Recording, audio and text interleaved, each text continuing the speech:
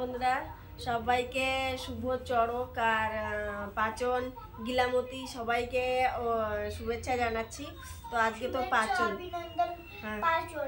পাচনের অভিনন্দন বলছে আমার ছেলে।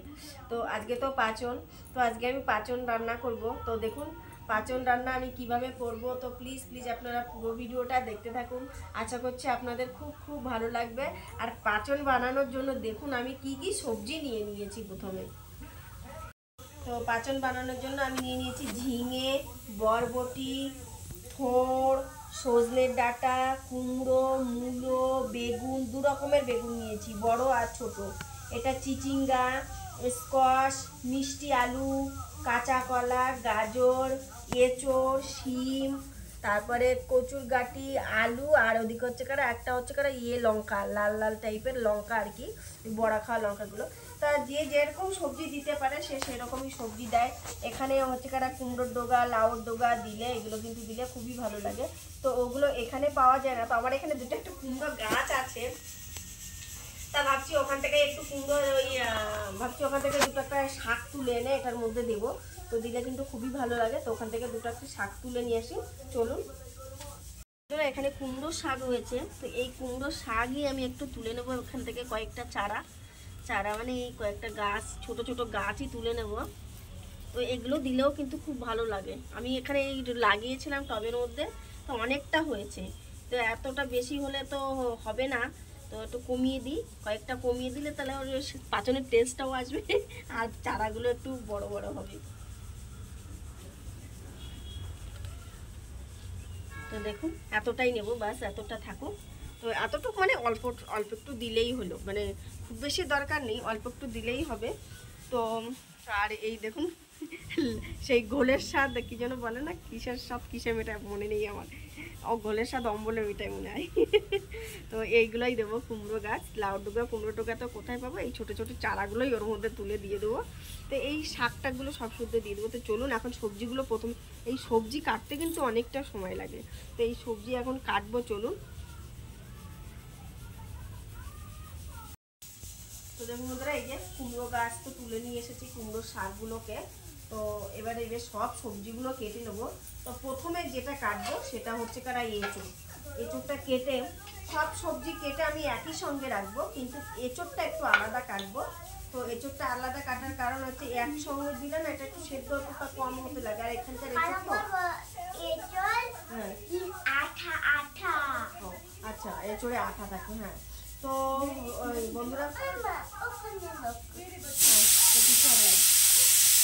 তো ওদিকে আমার ভাত ডাল তৈরি হচ্ছে। আম ডাল বানাতে হয় আমাদের আজকে, আম ডাল, এঁচোড় ভাজা এগুলো সব করে। তো আমি ভাত আর ডাল বসিয়ে দিয়েছি, আর এখানে এঁচোড় তৈরি করবো, এঁচোড় বলছি, পাচন তৈরি করব। তো এখানকার এঁচোড় আমি যেটা বলার চেষ্টা করছি, এখানকার এঁচোড় না সেদ্ধ হতে চায় না। আমাদের ওখানে মানে এঁচোড়গুলো খুব তাড়াতাড়ি সেদ্ধ হয়ে যায়, আর এখানে গিয়ে কুকারে সিটি দিতে হয়, নাহলে কিন্তু সেটা খাওয়া যায় না। তো সেই জন্যই এটাকে আমি আলাদা কেটে এটাকে কুকারে একটু দুটো সিটি দিয়ে দেবো, তাহলে পরে ওর সঙ্গে মানে করা যাবে আর কি। তো সেই জন্য আমি প্রথমে এঁচোড়টাকে কেটে নেব।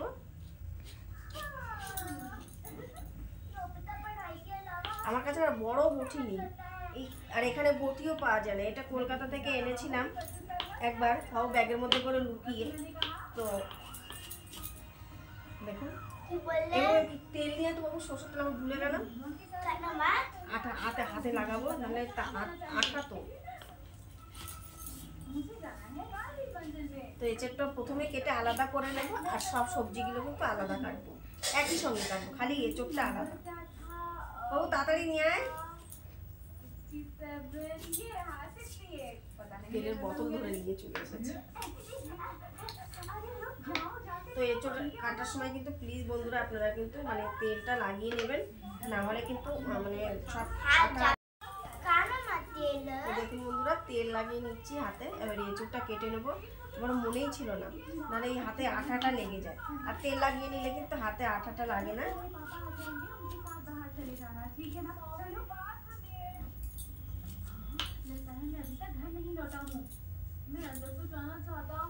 দেখুন এইভাবে এঁচোড়টা কেটে নেবো ছোট করে।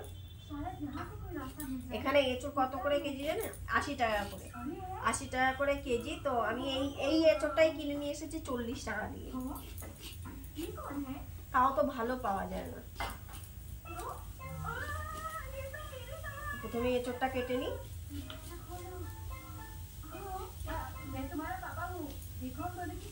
তো দেখুন বন্ধুরা, এঁচোড়টা এই যে কেটে নিয়েছি, তো এটাকে আলাদাই রাখবো।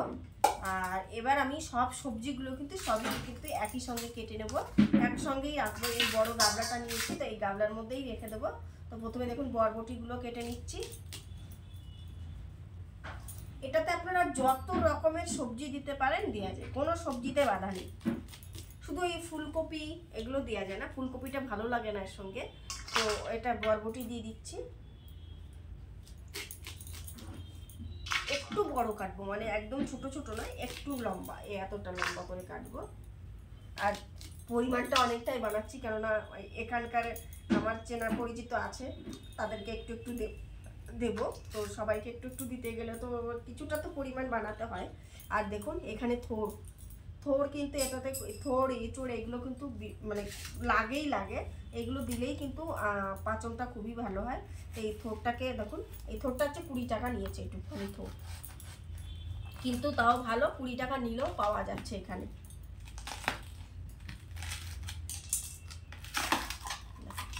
কত সুন্দর বেরিয়ে এসেছে। আর এইগুলো দেখে মনে পড়ে যায় দুধ কলা দেওয়ার কথা। আমাদের ওখানে পুজো দিতে গেলেই, দুধ কলা দিতে গেলে আগে কলার খোলা কাটতাম। খুব সুন্দর থোড়টা দেখুন, কত সুন্দর কচি, একদম কচি। তো দেখুন এই থোড় দিয়ে কিন্তু অনেক রেসিপি করা যায়। তো থোড়ের এইগুলো একটু কেটে নেব, এইগুলো একটু ফেলে দেবো।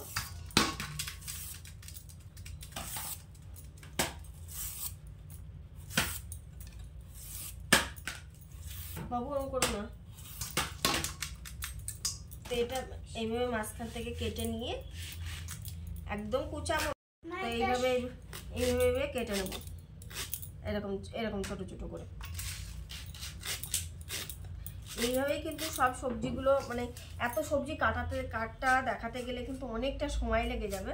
তো আমি ফটাফট করে কেটে নিই। তো এই যে বেগুন, ঝিম, তারপরে সজনের ডাঁটা নিয়েছি 10খানা সজনের ডাঁটা। তো দেখুন সজনের ডাঁটাগুলো এখন তো সিজন, আর দেখুন সজনের ডাঁটাও কিন্তু নিয়ে নিই অনেক, মানে আপনাদের তো দেখালাম সব সবজি। তো এগুলো সব আমি কেটে নেবো কিন্তু এখন। আর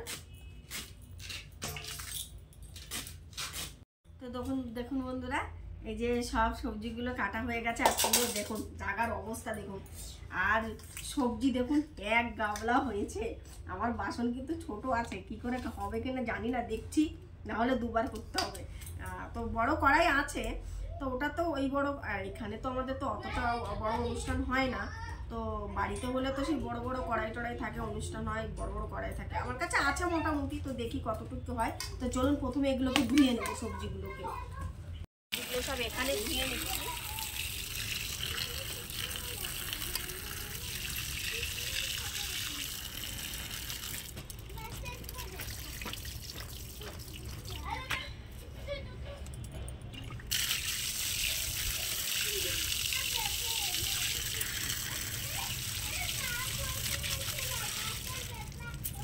এই সবজি কাটতেই আমার 45 মিনিট লেগে গেল, আধা ঘন্টা থেকে 45 মিনিট লেগে গেছে এই সবজি কাটতে।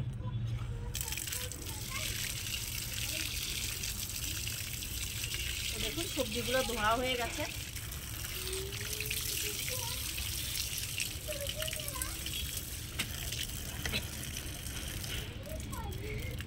সবজিগুলো ধোয়া হয়ে গেছে, এবার চলুন রান্নার পর্যায়ে চলে যাবো।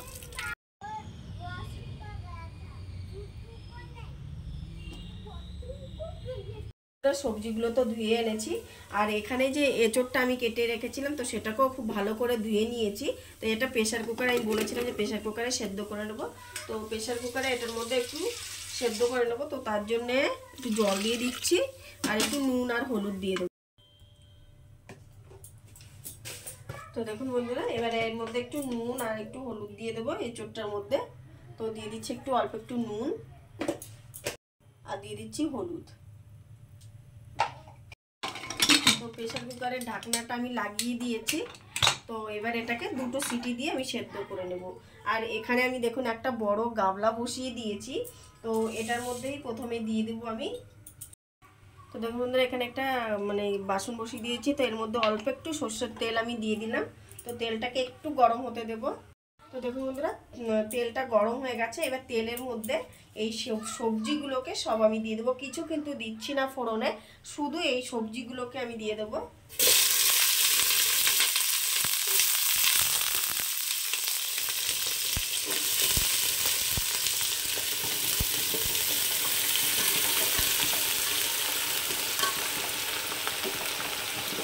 তো পুরোটা একবারে আসবে না, তো এটাকে অল্প একটু ভাপিয়ে নিয়ে একটু কম হয়ে গেলে তখন কিন্তু আমি আবার দেবো। এটা এরমভাবে অল্প অল্প করে দিতে থাকবো। এই বেগুন টেগুনগুলো সব কিছু কিন্তু একটু পরেই কমে যাবে।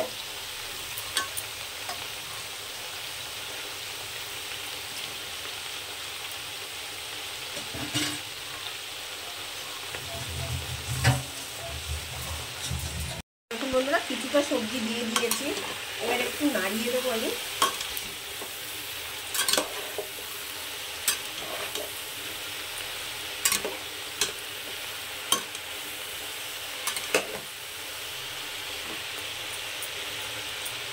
আর একটু সবজি দিয়ে দেবো।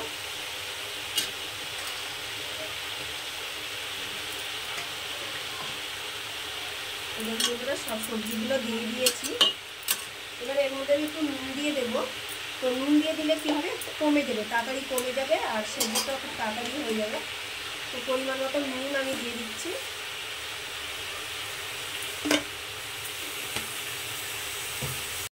আর দিয়ে দিচ্ছি পরিমাণ মতো হলুদ। তো এবার এটাকে একটু ভালো করে মিশিয়ে নেব।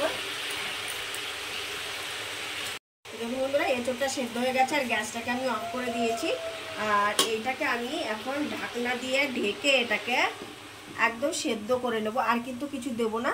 আর কিন্তু জল এটাতে মানে সামান্য যদি বেরোয় তাহলে জল দেবো, আর যদি না বেরোয় তাহলে আর জল দেবো না। তো এটাকে এখন কম আছে 15। তো দেখুন বন্ধুরা 15 মিনিট পর আমি ঢাকনাটা খুলে দিচ্ছি। দেখুন কত নিচে নেমে গেছে পুরো একদম, আর সবজিগুলো কিন্তু সেদ্ধ হয়ে গেছে। দেখুন আমি মাঝখানে আরও 1-2 বার নাড়িয়ে দিয়েছিলাম। তো দেখুন একদম সবজিগুলো সেদ্ধ হয়ে গেছে। আর এখন এই পর্যায়ে আমি দিয়ে দিচ্ছি, দেখুন 4-5টা মানে 5-6টা গোটা কাঁচা লঙ্কা নিয়ে নিয়েছি। তো সেই লঙ্কাগুলোকে এটার মধ্যে দিয়ে দিচ্ছি। আপনারা চাইলে চিড়ে দিতে পারেন, আমি একটু ঝালটা একটু কম দেবো বলে, তো সেই জন্য ঘেটে গেলে বাচ্চা খাবে। তো আর এখানকার লোকেরা কিন্তু বেশি ঝাল খায় না, মানে আমি আমার চেনাশোনা যারা আছে তারা বেশি ঝাল খায় না বলে আমি মানে একটু মানে ঝালের ইয়েটা কম দিচ্ছি। আপনারা চাইলে চিড়ে দিতে পারেন। তো এটাকে আমি আরও 5 মিনিট ঢেকে রাখবো। এখন আমি এক হাত দিয়ে ক্যামেরা করছি আর এক হাত দিয়ে মানে এটা নাড়াচ্ছে, তো সেই জন্য অসুবিধা হচ্ছে। তো এটাকে দেখুন ভালো করে মিশিয়ে নিয়েছি। তো আমি আবারও 5 মিনিটের জন্য এটাকে ঢেকে রাখবো।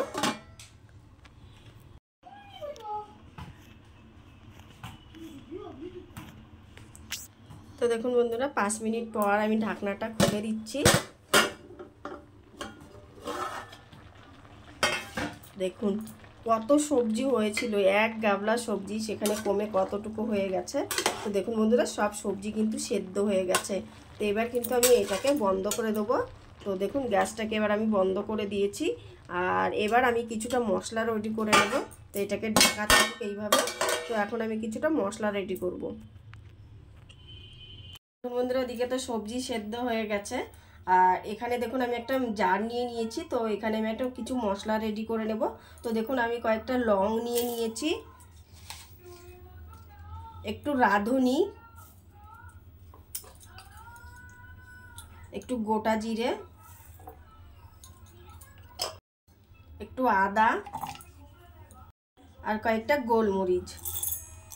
তো গোলমরিচ দিয়ে দিলাম। আর এবার দিয়ে দেবো একটু জল, সামান্য একটু জল দিয়ে আমি এগুলোকে একটা মশলা বেটে নেবো, পেস্ট করে নেব মিক্সিতে। এটাকে আপনারা চাইলে আলাদা আলাদা শিলনোড়াতেও বাটতে পারেন একটা একটা করে। তো আমি একসঙ্গে সবগুলোকে পেস্ট করে নেব। তো দেখুন বন্ধুরা এই যে মশলাটা আমি বেটে নিয়েছি, খুব সুন্দর বাটা হয়েছে। আর এদিকে দেখুন সেই সবজিটা যেটা সেদ্ধ করে রেখেছি, তো সেটা সবজিটা তো এই যে সেদ্ধ হয়ে গেছে, খুব সুন্দর সেদ্ধ হয়েছে। আর এই যে ইঁচড়টা আমি সেদ্ধ করে রেখেছিলাম, তো দেখুন এখান থেকে এখন জল থেকে তুলে আমি এঁচড়গুলো এটার মধ্যে দিয়ে দেবো। এঁচড়টাও কিন্তু খুব সুন্দর সেদ্ধ হয়ে গেছে।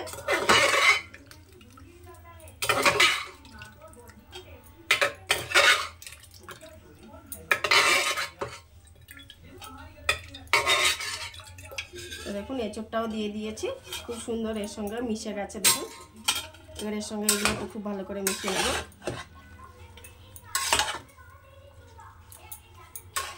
বন্ধুরা পাঁচনটা, এবার মেন পাঁচনটা বানানোর জন্য আমি এখানে একটা কড়াই নিয়েছি, আর কড়াইতে দিয়ে দিচ্ছি সর্ষের তেল। তো তেলটা একটু গরম হতে দেব বন্ধুরা। তেলটা গরম হয়ে গেছে, তো এই তেলের মধ্যে আমি দেখুন কিছুটা বাদাম নিয়ে নিয়েছি। বাদামগুলোকে একটু ভেজে নেব।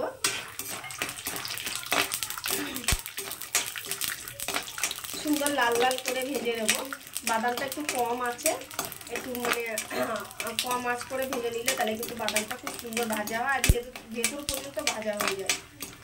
তো দেখুন কত সুন্দর ভাজা হচ্ছে বাদাম।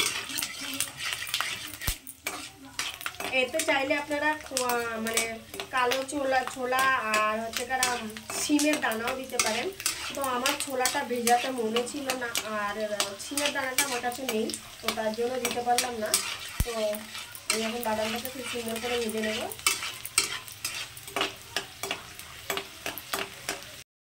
তো দেখুন বন্ধুরা বাদামটা ভাজা হয়ে গেছে, তো বাদামটাকে আমি তুলে নিচ্ছি।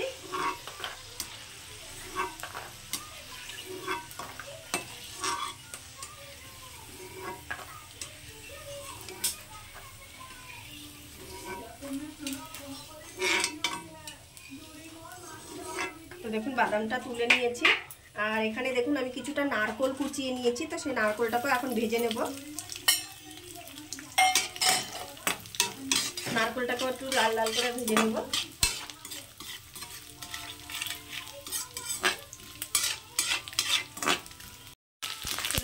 নারকোলটা ভাজা হয়ে গেছে, তো নারকোলটাকে আমি তুলে নিচ্ছি।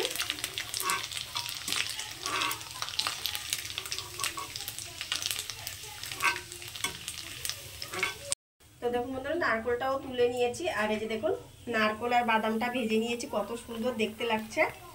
তো এবার এই একই তেলের মধ্যে আমি দিয়ে দিচ্ছি কয়েকটা শুকনো লঙ্কা গোটা। তো লঙ্কাগুলো একটু লাল লাল করে ভেজে নেব।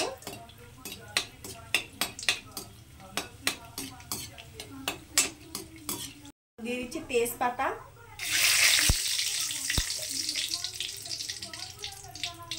দিয়ে দিচ্ছি পাঁচফোড়ন। পাঁচফোড়নটা একটু সুন্দর গন্ধ বেরোনো পর্যন্ত ভালো করে ভেজে নেব। তো দেখুন খুব সুন্দর একটা গন্ধ বেরিয়ে গেছে পাঁচফোড়ন থেকে। এবার আমি এই যে দেখুন বন্ধুরা যে মশলাটা আমি বেটে রেখেছিলাম, আদা, তারপরে জিরে, রাঁধুনি, গোলমরিচ আর লং, তো সেই মশলাটা আমি এখন এটার মধ্যে দিয়ে দেবো।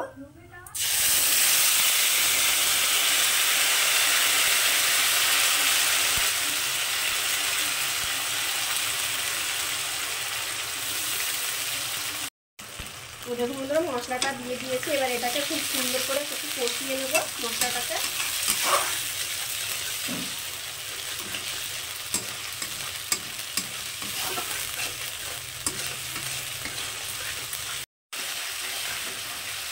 তো দেখুন বন্ধুরা মশলাটা কত সুন্দর কষানো হয়ে গেছে, আর একদম তেল বেরিয়ে গেছে মশলা থেকে।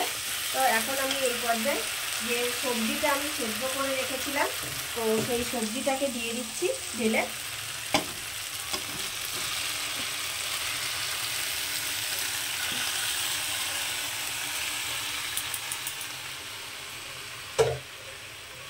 তো দেখুন বন্ধুরা কড়াইতে তো ভরে গেল পুরো, এবার কি করে নাড়বো, এটা আমি তাহলে এই বড় গাবলাতেই ট্রান্সফার করে নেবো। বন্ধুরা গাবলাটাতে কড়াইটাতে একটু ছোট হয়ে যাচ্ছে বলে আমি বাকিটা পুরোটাই আবার কড়াইতেই ঢেলে নিচ্ছি, তাহলে মানে সরি গাবলাতেই ঢেলে নিচ্ছি। তো গাবলাতে ঢালে তাহলে আমার নাড়তে সুবিধা হবে। ফোড়ন দিয়ে নিয়েছি, ওটা দেখুন গাবলাতে ইজি হবে। তো বেশ অনেকটা পরিমাণে, তো সেই জন্য একটু মানে চাপ হয়ে যাচ্ছে আর কি। তো দেখুন বন্ধুরা এবার মশলার সঙ্গে এটার সঙ্গে খুব ভালো করে মিশিয়ে নেব, আর এটা এখন একটু এটার সঙ্গে একটু কষিয়ে নেব। এটা কিন্তু আর জল টল কিছু দেবো না, এবার এর সঙ্গে এটা একটু কষা কষা হবে।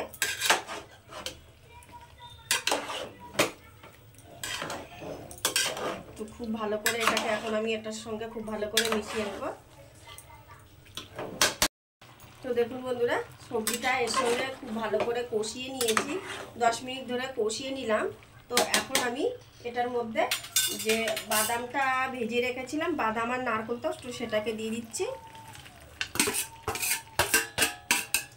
তো এটাকে এর সঙ্গে খুব ভালো করে মিশিয়ে দেবো। এটা কিন্তু একদম শুকনো শুকনো হয় না, একটু মানে একটু ভিজা ভিজা নরম নরম থাকে, তাহলে কিন্তু খেতে কিন্তু আরও দুর্দান্ত স্বাদ হয়। তো দেখুন বন্ধুরা, বাদাম আর ওটা তো দিয়ে দিয়েছি। এখন আমি কিছুটা মিষ্টি, একটু চিনি দিয়ে দেবো, তাহলে কিন্তু টেস্টটা কিন্তু আরও দারুণ হবে। তো দেখুন কিছুটা চিনি আমি দিয়ে দিচ্ছি, একটু চিনি ছড়িয়ে দিয়ে দিচ্ছি। তো চিনি দিয়ে দিলাম, বেশ পরিমাণটাও কিন্তু অনেকটাই হয়েছে। তো চিনিটা এবার এর সঙ্গে একটু ভালো করে মিশিয়ে দেবো।